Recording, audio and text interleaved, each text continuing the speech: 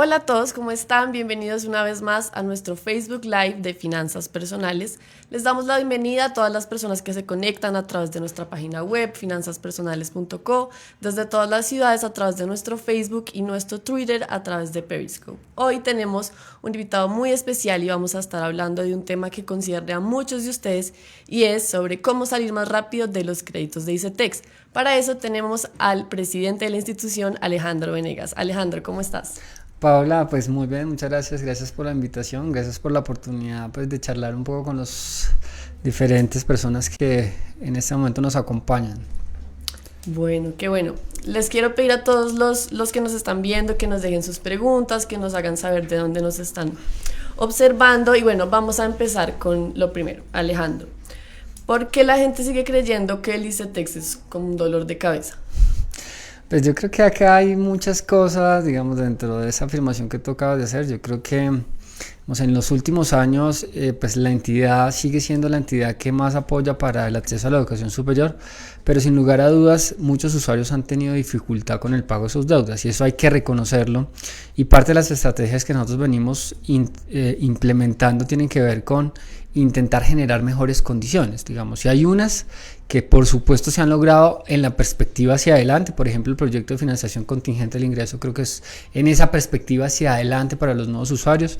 El cambio por ejemplo de líneas de tú eliges Access también fue un cambio positivo, básicamente porque intenta recoger para que la población de menores recursos pueda tener un mejor acceso y los que más tienen pues puedan pagar en mejores condiciones, digamos, eso también lo recoge, pero también pues venimos con algunas dificultades que se tuvieron con los créditos Access, principalmente porque la cuota hay veces para algunas personas que se quedan sin trabajo pues no se podía pagar y eso repercutía en que se aumentara la deuda.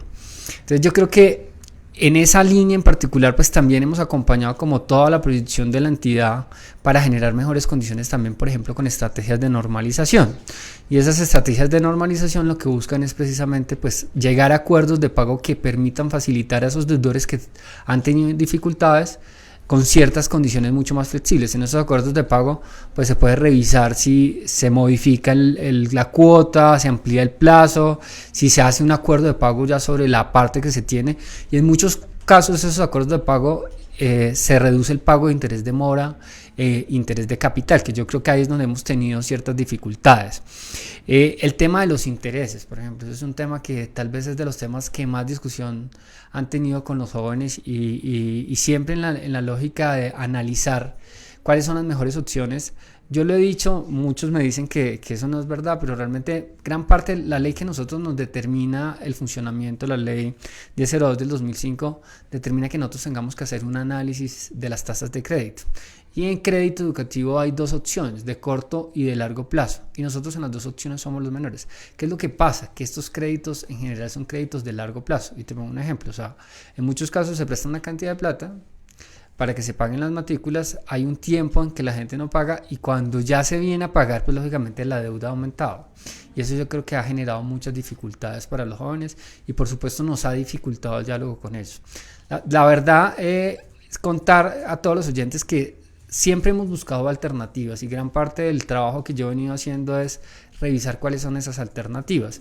Por ejemplo, a principios de diciembre y a finales de diciembre, perdón, cuando recién yo llegué, buscamos una alternativa concisa para poder que esas deudas que ya venían de hace mucho tiempo, pues se pudiera hacer algún tipo de acuerdo ya directamente con CISA a través de acuerdos de cooperación. CISA también es una entidad del Estado y sobre eso se intentó pues ir un paso más allá.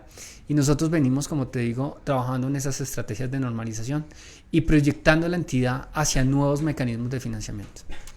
Bueno, entonces esto que nos cuenta sobre la nueva financiación, cómo los estudiantes o pues las personas que quieren aplicar a un crédito estudiantil ya se van a ver beneficiados en un futuro. Sí, mira, esta es... hoy en el Congreso precisamente se estaba trabajando en el proceso de conciliación de una ley que se ha denominado Contribución Solidaria para el Acceso a la Educación Superior. Y esa ley crea una figura que es la de financiación contingente del ingreso, ¿sí? ¿Y por qué esta figura es importante? Porque gran parte de las dificultades que tienen los jóvenes hoy, posterior a que salen de estudiar y tienen que pagar el crédito, es que en muchos casos y en muchos momentos no tienen un trabajo. Y ahí es donde comienzan realmente las dificultades. Si yo no tengo un trabajo, pues digamos, es difícil pagar. Y yo creo que ahí está lo primero que hace el modelo. Y es que amarra el cobro al salario de la persona y cobra solamente cuando la persona tiene un trabajo. Entonces, lo amarra para que la persona pague entre el 6 y el 19%. Es decir, entre yo menos gane, pues voy a hacer un aporte menor.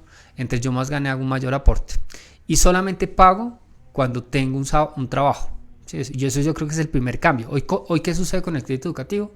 Es una cuota fija, que depende de la condición del crédito que yo adquirí. Ese es el primer elemento positivo del proyecto de ley. El segundo elemento tiene que ver también con algo que es muy complejo, y es la tasa de interés. La tasa de interés de mora, el reporte a la central de riesgo y la misma tasa de interés que se cobra.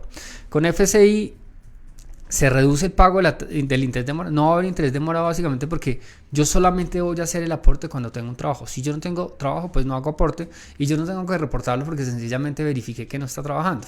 Entonces eso cambia sustancialmente y eso evita que se tenga que hacer el reporte a la central de riesgo porque sencillamente yo no voy a entrar en morosidad, sino sencillamente yo voy a hacer contribución cuando yo tengo. Y adicionalmente en la misma ley se establece un tope un poco a los costos precisamente del mecanismo. Lo que el Congreso acordó fue que se acordó un tope de IPC más 3 puntos y yo creo que eso pone un tope completamente a cómo va a ser la contribución de los jóvenes. Siempre que hay una medida y es que si hubo una contribución por parte del ICETEX para que el joven pudiera acceder a la educación superior, pues lógicamente la idea es que se retribuya eso para que más jóvenes puedan acceder a la educación superior. Esta es una entidad que lleva 67 años precisamente es por eso, y es porque el que pague una persona hoy significa que la siguiente generación se le va a poder prestar. Hoy la necesidad es mucho más amplia. ¿Por qué? Porque hoy, primero, más gente accede a la educación superior. Pero segundo, hoy se presta el monto completo. Nosotros antes prestábamos hasta el 75%. Hoy prestamos el 100% para que la gente pueda matricularse. Y esa, pues digamos, resaltar que hay una segunda condición importante de FCI. Y la tercera condición que yo siempre resalto un poco es el tema de que realmente proyecta a la entidad y al país en una lógica de crédito educativo completamente diferente. Lo pone muy en la vanguardia y lo pone bajo un estado de eficiencia, digamos acá. Por supuesto, eso implicará que nosotros busquemos los mecanismos para que el cobro se haga a través de la planilla integrada y no con una cuota como hoy se está haciendo. Y yo creo que eso nos pone en una lógica de eficiencia mucho más amplia que la que tenemos hoy en día. Bueno, saludamos a todas las personas que se nos están conectando a nuestro streaming, a Olga Lucía Morales, a Jorge Eliezer Ortiz, dejen sus preguntas. Hay una cosa importante y es que nos gustaría saber a muchas personas cuántos créditos hay en este momento otorgados, tanto en pregrados como en posgrados. Bueno, mira, nosotros tenemos, además del crédito educativo, que es lo normal que nosotros estamos haciendo, tenemos por lo menos tres grandes productos dentro de lo que hace el ICETEX. En créditos educativos hoy tenemos 404,000 personas. El 92% de eso son créditos para pregrado. Digamos, la gran magnitud de lo que trabajo que hacemos en crédito educativo es crédito para pregrado. Pero también se está financiando hoy créditos para posgrado país y créditos para posgrado exterior, ¿sí? Y eso representa más o menos el 8% de ese portafolio de 404,000 usuarios que hoy tenemos en crédito. Pero adicionalmente venimos administrando todo un portafolio de fondos en administración que es un crédito beca condonable. En general hay una condición acá de condonabilidad que en muchos casos es la condonación completa de la deuda. Y en esos fondos, por ejemplo, está el fondo Serpi lo paga, o está el Fondo para el Acceso a la Permanencia de la Población Víctima del Conflicto Armado, digamos, y ahí hay 236,000 usuarios. En esos fondos que nosotros venimos administrando hay 236,000 usuarios. Y adicionalmente, venimos trabajando también en becas. Digamos, nosotros somos la entidad que hoy administra gran parte del portafolio de becas de país que tenemos. Entonces está, por ejemplo, becas como Jóvenes Talentos, que lo que busca es financiar estudios en el exterior para estudios de arte, cinematografía, música. Precisamente esa convocatoria la tenemos en este momento abierta. Está, por ejemplo, las becas que tenemos con algunos gobiernos, el gobierno chino, el gobierno australiano, húngaro, digamos, tenemos una variedad de países con los cuales el gobierno indio, con los cuales hemos venido y tenemos algunas becas, y hay programas como Pasaporte a la Ciencia que financia, por ejemplo, becas en maestrías y doctorados en las mejores universidades del mundo, digamos. Ahí hay un portafolio, y por ejemplo, el año pasado se beneficiaron 919 jóvenes de esas becas, y en total entre el 2010 y el 2017 6.900 personas tuvieron la posibilidad de irse a estudiar gracias a esas becas. Y esos son como los tres grandes productos que hoy tenemos. Bueno, Eduardo Caicedo nos dice, en la cuota que se paga mensual se paga un interés y mensualmente el capital suma otro interés. A lo que hoy es que mensualmente se paga un aporte a capital, pero el capital no baja según el aporte realizado. ¿Esto va a cambiar ahora con la nueva financiación? Sí, FCI, lo que FCI va a hacer es sencillamente que sobre lo que yo le contribuí para el semestre, para el año, digamos, se va a llevar la plata a valor futuro. ¿Qué es llevarla a valor futuro? Pues cobrarle el IPC, porque digamos, si yo te hago un ejemplo un poco para que la gente me lo entienda, y es, si yo presto hoy un peso, hoy en el 2018 presto un peso, ese peso no es igual en el 2023. Ese peso significa que perdió valor el peso que yo presté hoy, y digamos, eso es lo que no se puede hacer. Entonces ahí hay una sumatoria. Entonces si la inflación fue del 3%, yo tengo que ir llevando eso para el momento en que me va a pagar, porque si no, pues sencillamente la sostenibilidad de la entidad se va a perder. Y FCI, precisamente en la ley lo que quedó fue acotado ese llevar esa plata a valor futuro, pero adicionalmente quedó un tope en toda la parte de la administración de la gestión que se hace propiamente el ICETEX, que fue del 3%. O sea, ¿cuál fue el tope que se puso finalmente para que los jóvenes hicieran la contribución? IPC más 3 puntos. Eso fue el tope que se hizo. Que no, vamos a intentar que sea lo más bajo posible. Ese es un poco el tema, que ese 3% seamos muy eficientes en ese proceso. Y eso cambia sustancialmente lo que está pasando hoy, ¿sí? Que yo creo que eso es importante contarle a los oyentes. William Arboleda nos pregunta si ofrecen el crédito de estudios para idiomas en el exterior. Sí. Esa es otra, tal vez no resaltaba eso y válida la pregunta que me están haciendo. Dentro de las líneas que hoy tenemos y dentro de lo que hoy financiamos está también para aquellas personas que quieren ir a profundizar en un idioma en otro país. Nosotros, por ejemplo, con Australia, con Estados Unidos, con Canadá, hemos mandado muchas personas. Hoy con Australia, por ejemplo, es tal vez de los países donde más colombianos están yendo a estudiar, y tenemos ahí una línea específica para aquellas personas que están pensando en mejorar algún idioma, puedan irse a estudiar también a través de una línea de créditos. Bueno, una pregunta, Alejandro. ¿Ustedes tienen estadísticas de en qué carreras es donde más se solicitan los préstamos?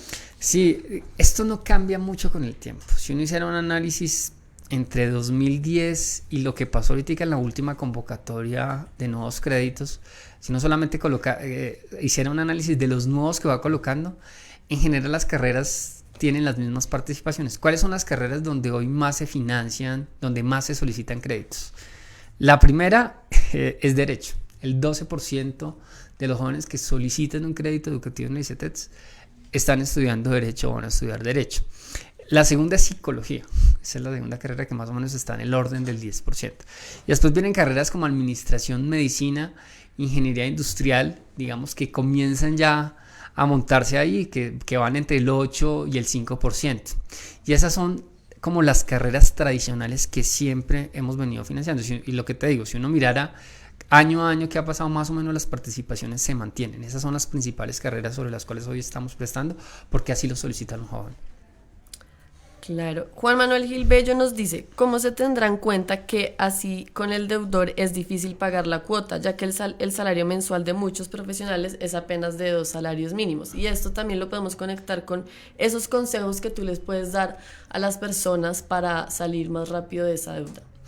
Pues mira, acá hay que partir como la historia en dos. Lo de FCI, que precisamente lo que intenta hacer FCI es reconocer pues que el enganche laboral de los jóvenes, pues los jóvenes se enganchan. Por ejemplo, si uno mira las estadísticas del Observatorio Laboral de Educación del Ministerio, más o menos se están enganchando sobre 1.800.000 en programas universitarios, pero pues digamos, eso depende del programa, ¿no? Digamos, esto es un promedio.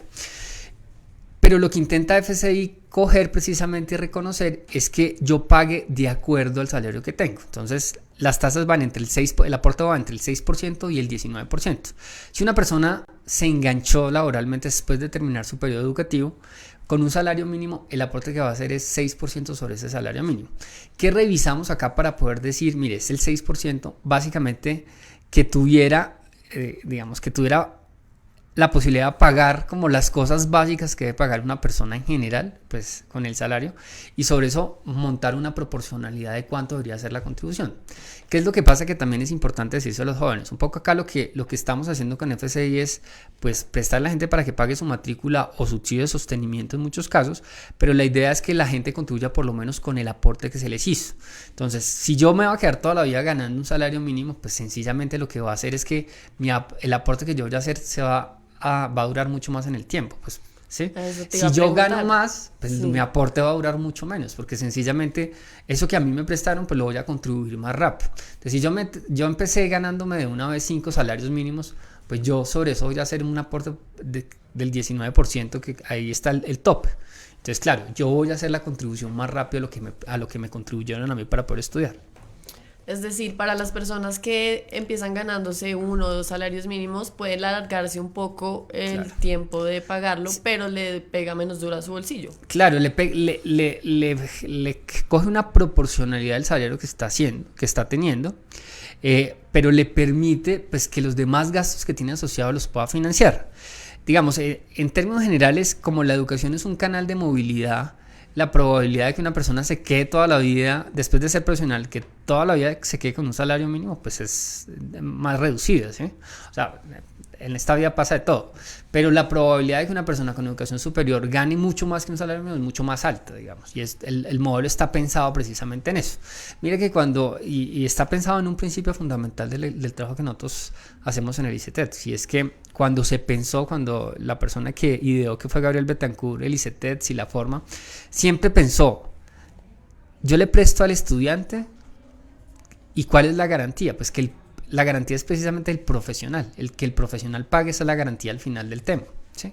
Y ese sigue siendo un principio sobre el cual funcionan todos estos mecanismos de financiamiento. Bueno, nos preguntan por aquí, ¿en qué casos es posible no pagar el crédito del ICETEX? Mira, voy a partir un poco esa pregunta porque están los créditos. Sobre los créditos, hoy las líneas que tenemos tienen unas líneas especiales. Tenemos 3 líneas especiales, que es la línea Tú eliges cero, la línea para zonas apartadas y la línea para poblaciones de protección constitucional especial. Esas líneas tienen una condición de crédito mucho más flexible y especial. Y es que en esa línea de crédito, que depende de cierto nivel del CISBEN, que depende de un nivel en la prueba Saber 11, la población paga solamente el IPC. Y tienes 3 tipos de subsidio: el subsidio de tasa, el subsidio de sostenimiento y la condonación del 25%. Entonces, en esas líneas hay una condonación sobre el capital del 25% una vez la gente se gradúa. Esa es una línea, las líneas de crédito que tenemos hoy con ese tipo de beneficio son esas líneas. Pero adicionalmente, en los fondos que administramos hoy, sobre los cuales estamos trabajando, son créditos, becas condonables. Es decir, hay una condición de condonabilidad de la deuda completa, que depende en muchos casos, y la mayoría de casos es que la gente se gradúe, ¿sí? Acá hay un objetivo final de que se financie la educación, es que la gente termine graduándose. Y en casi todos los fondos que hoy administramos, la condición de condonación es la graduación. Y ahí te estoy diciendo que hay 236,000 jóvenes que hoy acceden a la educación a través de estos fondos. ¿Listo? Entonces están los dos. Desde el crédito hay posibilidades, pero por supuesto desde los fondos sí que están las mejores opciones para los jóvenes. Sandoval Armando nos dice, ¿por qué no hay créditos para mayores de 30 años? Mira, en general, digamos, las líneas, hoy tenemos fondos donde están independientemente de la edad. Sí, o sea, hay algunas, no todas las líneas hay unas líneas que tenemos restringidas, por supuesto, porque está principalmente focalizadas hacia los jóvenes, pero hay otras donde hay amplitud. Por ejemplo, las becas o los fondos, muchas de esas tienen la posibilidad de que sea para gente mucho más grande. Entonces, depende, digamos, ¿dónde está la mayor necesidad hoy del país? Están los jóvenes, ¿sí? Y por eso ahí está como el énfasis, pero pues las líneas de posgrado, todas las líneas de las becas en el exterior, muchas son amplias. Eso depende un poco de la condición de las líneas, pero no todas las líneas tienen la restricción de edad, ¿sí? Hay por ejemplo, una beca que hoy tenemos que son jóvenes talentos, esa sí tiene una restricción de edad. Y algunas que están determinadas por los gobiernos, por ejemplo las becas, también tienen restricción de edad. Pero en términos generales intentamos no tener ese tipo de restricciones. Pero claro, hay una focalización sobre el trabajo que hacemos y son, por supuesto, la población donde está la mayor necesidad. Bueno, Miguel Ángel Ramírez por aquí nos pregunta, si uno o el codeudor no tiene una finca raíz, ¿no puede acceder al crédito para estudios de posgrado en el exterior, aun siendo personas de bajos recursos que tienen la admisión en una universidad extranjera? No, mira, nosotros hoy, ¿cuál es la condición? Nosotros revisamos dos cosas, digamos, para que el joven pueda acceder al mecanismo de financiación a través del ICETEX. Pues revisamos su reporte en la central de riesgo, es decir, que el joven no tenga un reporte en la central de riesgo, y pedimos un codeudor. Y el codeudor lo que revisamos es que no tenga un reporte en central de riesgo. Esas son las dos condiciones fundamentales para que nosotros otorguemos un crédito educativo. Entendemos que muchos jóvenes, por ejemplo, tienen dificultad en conseguir un codeudor, porque pues mucha gente no le gusta, o sea, no le gusta ser codeudor de otra persona, y por eso también establecimos un fondo de garantías, y es posibilitar que el joven que no consiga el codeudor pueda pagar un adicional sobre lo que le estamos prestando, para que no tengamos que tener la garantía del codeudor. Eso es un poco cómo funcionamos hoy. Nosotros revisamos eso, pero por ejemplo nosotros no revisamos el score del joven, porque finalmente nosotros estamos prestando sobre una apuesta. ¿Cuál es la apuesta? Que el joven se gradúe y eso le permita un proceso de movilidad social. Carlos Felipe Sánchez nos dice, si me quedo desempleado y ICETEX me ofrece un periodo de tiempo de tregua en el pago o las cuotas de pago se deben pagar de forma continua. Carlos Felipe pues de pronto acaba de acompañarnos y de eso estábamos hablando ahorita sobre cómo el FCI los va a dejar a los estudiantes no pagar cuando no tienen un ingreso. ¿Es cierto? Sí, digamos, ese es FCI. FCI de hecho es completamente ligado a que la persona tenga un trabajo y un salario, ¿sí? Okay. Hoy en los créditos educativos de todas maneras estamos revisando para que cuando la persona, por lo menos tener 1 o 2 periodos donde la persona no tiene trabajo y uno puede congelar la deuda. Estamos revisando ese tipo de cosas y estamos revisando mecanismos también como, por ejemplo, seguros de desempleo. Cosa que cuando el joven no tenga un trabajo, pues el seguro de desempleo sea quien cubra la cuota. Eso es un poco de lo que estamos intentando revisar para implementar, entendiendo que eso puede pasar, digamos. Estas son cosas que en general cuando uno está ya sentado, pues tiene que intentar escuchar a los jóvenes. Yo recibo todo el tiempo pues mensajes y no significa que no los estoy escuchando, estamos revisando las opciones porque también hay unos procesos ya fijos, digamos, yo pues llego y hay unas condiciones que yo me encuentro y sobre esas condiciones pues toca trabajar, digamos. Por eso un poco estamos intentando revisar cómo podemos dar más facilidades para esos jóvenes que han tenido problemas con el crédito, pero adicionalmente proyectando la entidad con nuevos mecanismos de financiación. William Arboleda y Juan Manuel Gil Bello nos preguntan sobre cuándo se va a hacer realidad este proyecto. Bueno, ¿en qué está el proyecto? Que yo creo que eso es importante. El proyecto de ley ya fue aprobado en plenaria de Cámara, en plenaria del Senado, o sea, ya pasó por el Congreso. ¿Qué es lo que está en este momento pasando? Que se está haciendo la conciliación. Como los textos que salieron en Cámara y en Senado fueron diferentes, entonces se tienen que nombrar conciliadores para que se haga la conciliación y salga un texto final del Congreso.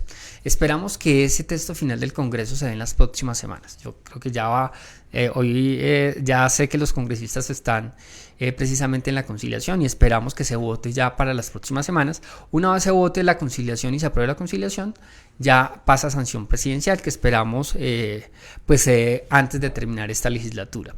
Con esa ley ya aprobada, nosotros ya estamos avanzando y revisando cuáles son los decretos reglamentarios que tendríamos que hacer para hacer efectiva la ley y comenzando a hacer la adaptación institucional que requiere, porque digamos esto cambia tangencialmente lo que nosotros estamos haciendo y eso va a implicar una adaptación tecnológica, alguna adaptación también del proceso que hoy hacemos y estamos trabajando paralelamente a que salga la ley, estamos trabajando precisamente en esa adaptación. Y lo que esperamos es que para el primer semestre del año 2019 podamos comenzar a probar este nuevo esquema. La apuesta nuestra es que para el primer semestre del 2019 podamos beneficiar los primeros 10.000 jóvenes con este tipo de mecanismo. Como la demanda es tan alta, digamos, nosotros hoy tenemos demandas que van entre 40 o 50.000 jóvenes que piden un crédito de ICETEX para poder acceder a la educación superior. Como la demanda sobrepasa por lo que podemos hacer con FCI en este momento, vamos a trabajar en paralelo, pero la idea es que este mecanismo de financiamiento que apruebe el Congreso pues se vaya convirtiendo en el mecanismo que vamos a usar para de aquí en adelante, pero eso toca hacerlo paulatinamente porque pues hay que probar. De igual también siempre hay que mantener un tema que es súper importante para una entidad como el ICETEX, es la sostenibilidad financiera, porque si en un momento yo pierdo la sostenibilidad financiera de la entidad, sencillamente pues la entidad se tiene que cerrar y sencillamente perdemos un mecanismo que ha ayudado a muchas generaciones para poder acceder a la educación superior. Esto que mencionabas de la adaptabilidad tecnológica tiene que ver con la pregunta que nos hace Oscar Gutiérrez de por qué no se puede pedir el crédito en línea. Bueno, mira, dentro de las cosas que nosotros hemos venido haciendo es un mejoramiento en todo el proceso tecnológico. De hecho, en los formularios que tenemos, cuando nosotros vamos a lanzar la convocatoria para el siguiente semestre el 22 de mayo, digamos, si todo sale bien, el 22 de mayo estaremos lanzando la convocatoria, y la convocatoria tiene, lo primero que nosotros siempre le decimos al joven es, para acceder a la convocatoria tiene que revisar cuál es la línea de crédito que más se le beneficie de acuerdo a las condiciones que tenemos, tiene que llenar los formularios. Nosotros sobre eso se hace un pago de 8.300 para revisar precisamente el reporte en la central de riesgo y comenzamos el análisis de crédito, que nosotros hoy estamos haciendo comités de crédito cada 2 semanas. Entonces, digamos, hoy el proceso se hace sobre la página, todos los formularios se llenan sobre las páginas. ¿Qué es lo que estamos intentando mejorar? Todos los procesos de legalización, porque ahí es donde tenemos un papeleo muy grande.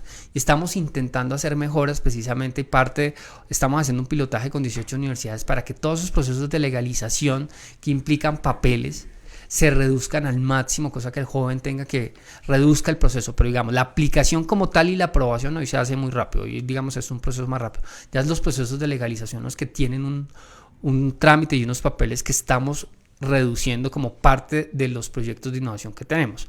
Y yo creo que ahí hay una muy buena noticia para los jóvenes, por supuesto que es una de las cosas donde tenemos que mejorar. Y el otro tiene que ver también con los sistemas de información. Hoy también estamos en la implementación de un nuevo core bancario que permita tener una información eficaz y oportuna. Es la información tenga una traza completa y siempre es la misma información, pero adicionalmente una información mucho más oportuna. La implementación del core su primera parte la vamos a implementar a partir de julio, y eso por supuesto es un mejoramiento de la entidad, pero va a repercutir en la información que se le da a los usuarios. Bueno, el proyecto habla sobre que el 15% de los nuevos créditos van a aplicársele a esto, al nuevo esquema. ¿Cómo escogen ese 15% de los créditos? Mira, ahí esta es una discusión con el Ministerio de Educación. Sí, nosotros con el Ministerio de Educación establecemos para esa primera convocatoria cuál va a ser el énfasis. Entonces el Ministerio de Educación pues es quien hace la política educativa de este país y es quien determina dónde debe estar la focalización. Nosotros en general, con esa focalización que haga el Ministerio, comenzamos a hacer el proceso de convocatoria. Digamos, eso es un poco el trabajo pues muy articulado que tenemos que hacer con el Ministerio de Educación. Michelle Mancilla Ortiz pregunta: ¿el ICETEX brinda descuento en los préstamos por terminación de carrera o es solo para alguna población en específico? Ahí hay unas líneas especiales para una población en específico. Listo, digamos que la línea 0, por ejemplo, las líneas de zonas apartadas que tenemos en este momento en la línea Tú Eliges, o la zona de población de protección constitucional especial, tienen un descuento del 25%, pero desde el principio, digamos, cuando la gente hace el proceso de aplicación, pues sabe qué línea puede aplicar y sabe cuál es la condición que incluye la línea. Pero hay esas en particular tienen una condonación del 25% en este caso. Bueno, Fabio Romero nos pregunta: si al solicitar el crédito educativo de pregrado un estudiante estuviera en proceso de ingresar al registro único de víctimas, por consiguiente no pudo comprobar su condición de víctima al solicitar el crédito, ¿puede dicho estudiante comprobar esta condición durante su periodo de estudios para acceder a algún tipo de beneficio a la hora de graduarse y pagar su crédito? Pues es que, digamos, ese es un tema muy complejo, porque claro, nosotros cuando la gente aplica, nosotros revisamos cuáles son sus condiciones para darle la mejor tasa o, por ejemplo, en los fondos darle la mejor condición. Y siempre tenemos que ser muy rigurosos un poco en el tema del cumplimiento de los requisitos, porque como pasa ese caso, pues pasan otros casos que pues sencillamente no son. Entonces nosotros sí tenemos que ser muy, muy cuidadosos en el cumplimiento de los requisitos. Por ejemplo, en el Fondo para el Acceso a la Permanencia y la Graduación de la Población Víctima del Conflicto Armado. ¿Cuál es la condición fundamental para acceder a ese fondo? Y es estar en la base de información de la unidad de víctimas. Sin ese requisito para nosotros es súper difícil, porque ¿quién nos corrobora que realmente pues, es una víctima? Digamos, en eso sí tenemos que ser muy rigurosos en el cumplimiento de los propios requisitos que establecemos. Y pues ese es el mecanismo. Juan Manuel Gil Bello dice, ¿habrá campañas de condonación de intereses? Si es así, ¿cuándo sería? Mira, esto de verdad que súper interesante la pregunta, porque me permite pues contarle a los jóvenes que el 18 de mayo, es decir, la próxima semana, vamos a tener una jornada de normalización de cartera. La vamos a hacer en Bogotá, en Medellín, en Cali, en Bucaramanga, en Medellín, y un poco la invitación es a esos jóvenes que han tenido dificultad con el pago del crédito educativo, que tienen una morosidad en el crédito educativo, que se acerquen precisamente para establecer y revisar el caso y mirar qué alternativa podemos hacer dentro de las diferentes alternativas que tenemos, digamos. Acá pues nosotros tenemos ya un paquete de alternativas que se les pueden ofrecer, y la idea es que podamos pues llegar a algún tipo de acuerdo. Esa es un poco la idea de esas campañas de normalización. Entonces la buena noticia es que el 18 de mayo vamos a tener una jornada de normalización en todo el país, en las principales ciudades del país. Bueno, qué bueno, pues ahí está para todas las personas que nos están viendo, que están interesadas en este tema, pueden acercarse. ¿En qué ciudades van a estar? En este momento estamos verificando ya los lugares. Por ejemplo, en Bucaramanga lo vamos a hacer directamente en la sede del ICETEX en Bucaramanga.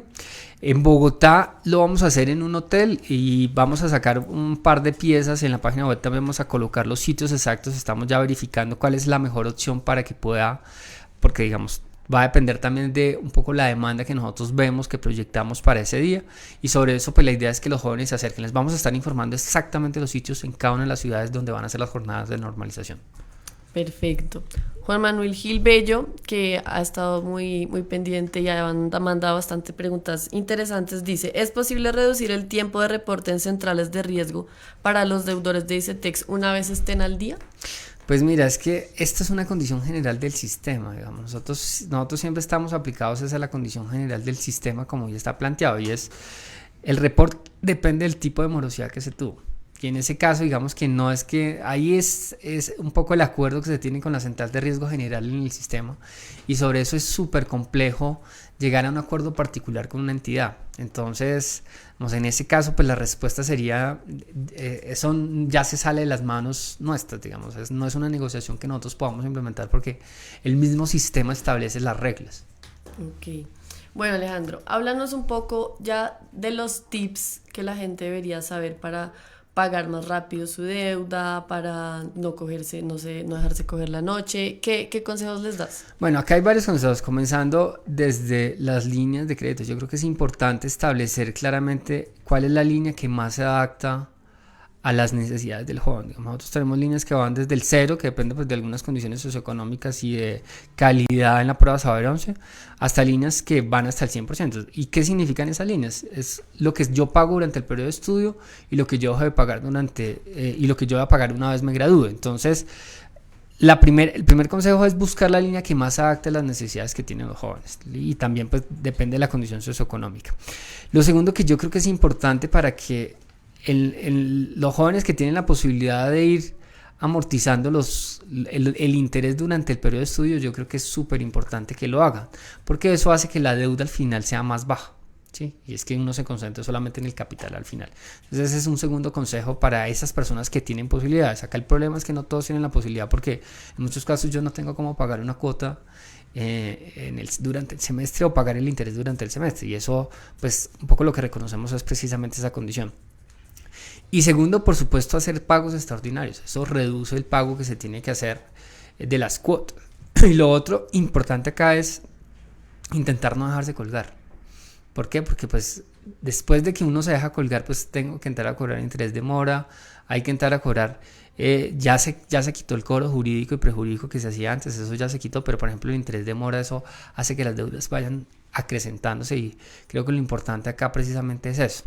Y por supuesto siempre estamos disponibles para que los jóvenes que han tenido problemas asistan a estas jornadas de normalización que tenemos. Estamos revisando opciones de congelación de la deuda también por ciertos periodos y estamos revisando alternativas como el seguro de desempleo, que sin lugar a dudas facilitan esas coyunturas que tienen los jóvenes y que tenemos todos en la vida de salarios y de ingresos. Alejandro, ¿a dónde se pueden, cómo se pueden contactar las personas si tienen más preguntas, si ya son mucho más especializadas? Pues estoy buscando acá la línea. Nada, mira, nosotros hoy en todo el territorio nacional tenemos 32 oficinas. Esa, digamos que yo siempre digo que la cara del santo hace el milagro.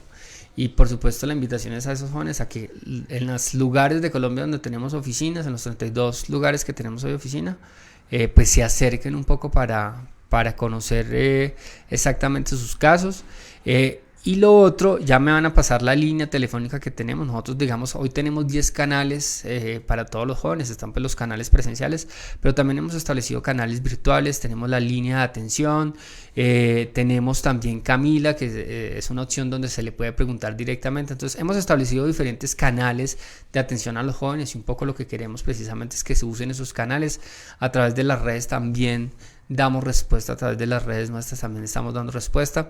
Ya Gabriel no me sé el teléfono de memoria, ya me están buscando el teléfono para que todos los jóvenes tengan a la mano el teléfono y la línea de comunicación. Listo, perfecto. Bueno, pues a todas las personas que estuvieron conectadas, activas, haciéndonos preguntas, muchísimas gracias. Acuérdense que dentro de 8 días nos volvemos a ver en otro streaming. Vamos a ver si alcanzamos a dar el número de la línea para... Bueno, en todos casos ustedes saben que se pueden meter a la página que es... En la página www.icetex.gov.co pueden encontrar también el número, el canal de comunicación y pueden usar los demás canales que tenemos habilitados. El chat, por supuesto, a través de nuestras redes también nos pueden buscar y en nuestros 32 puntos de atención. Gracias a todos, nos vemos dentro de 8 días. Chao.